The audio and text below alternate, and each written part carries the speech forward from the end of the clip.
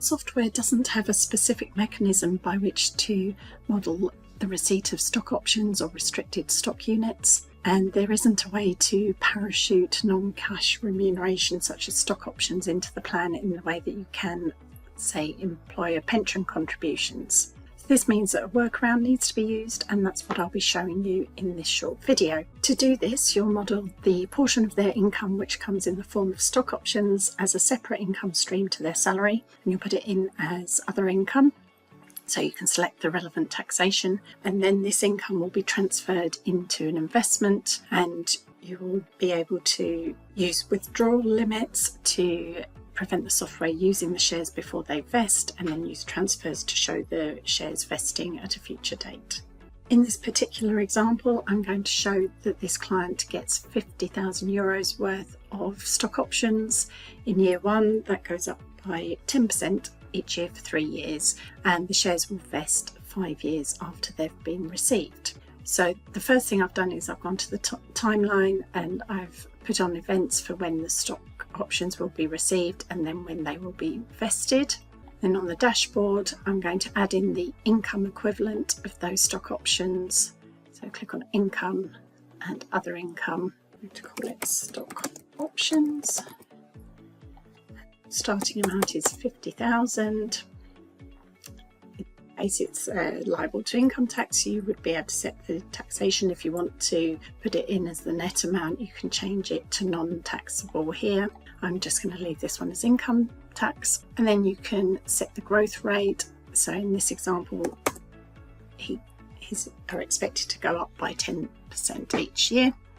If the client has a variable amount, you could put them in as individual windfalls rather than other income over several years.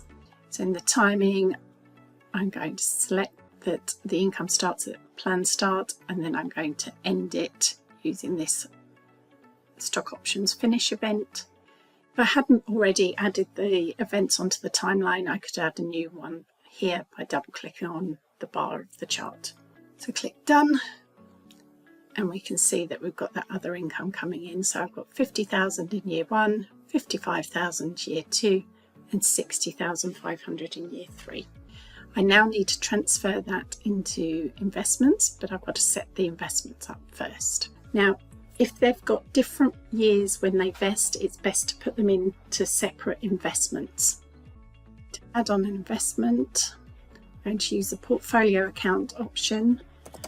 Call it unvested shares vest 2030 for the first lot. I'm not going to put balance in because I'm going to use transfers to put the money in. And then under withdrawal limit, I'm going to change the withdrawal limit to scheduled only so that the software can't draw on these unvested shares before I want them to. So I'm going to set up the other two unvested shares now.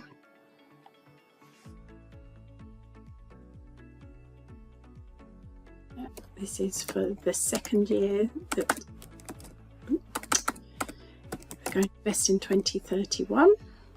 Again, go to the withdrawal limit and change to scheduled only. Or you may also want to set what you want the growth rate and fees to be as well. Then I've got one more lot of shares to add on. Vest in 2032. So withdrawal limit scheduled only. I now can add in a transfer, and I'm going to transfer the first year's worth into the unvested shares which vest in 2030. The source will be all surplus. Specific amount, I want 50,000 in year one. Future value. You can select yes in transfer before paying expenses, so the transfer gets done before the software can spend the other income on other expenses. In timing, I want that one to happen in year one of the plan, so I'm using plan start. It's the first transfer. I'm then going to do the transfers for year two and year three. Pick the next one down. Source is all surplus again. This time it's 55,000 in year two. Transfer before paying expenses, yes. Timing, let's link that to the 2026 event.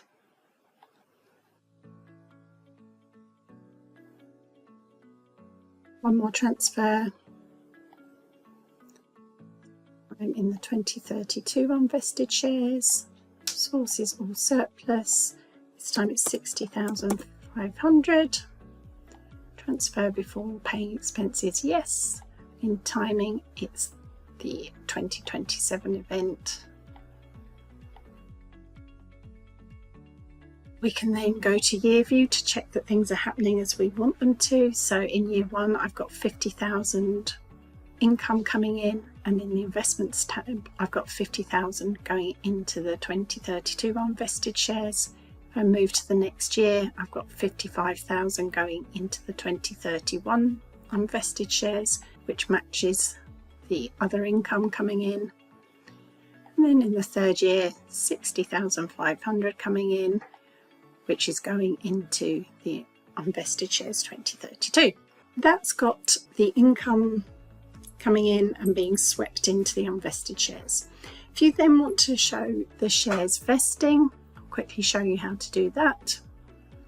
So at the moment, these are held in those accounts with the withdrawal limits, so you can't use them. I do a transfer here. When it vests, you could, if you're going into cash, if they're going to sell the shares at the vesting point, you could move the money into a savings account. Or if they're going to still hold the shares but want to reflect that they're now vested and could be sold at some point in the future, then what you can do is add on an investment called vested shares.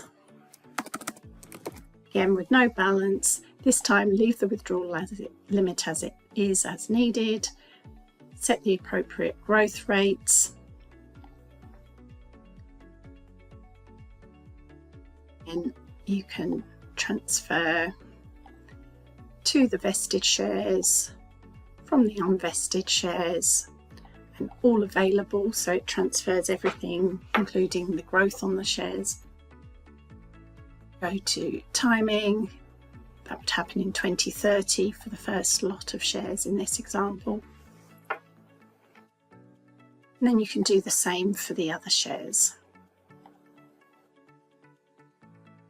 So going to the vested shares from unvested, all available, 31. One final transfer to the vested shares from the last lot of unvested shares, all available, and that one's happening in 2032. And once the chart redraws, we can go to the year view and just check what's happening.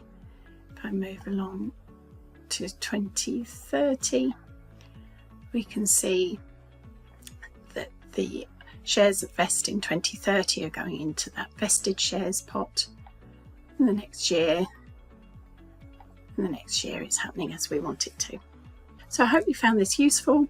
If you need any further assistance, do contact Voyant support in the usual way.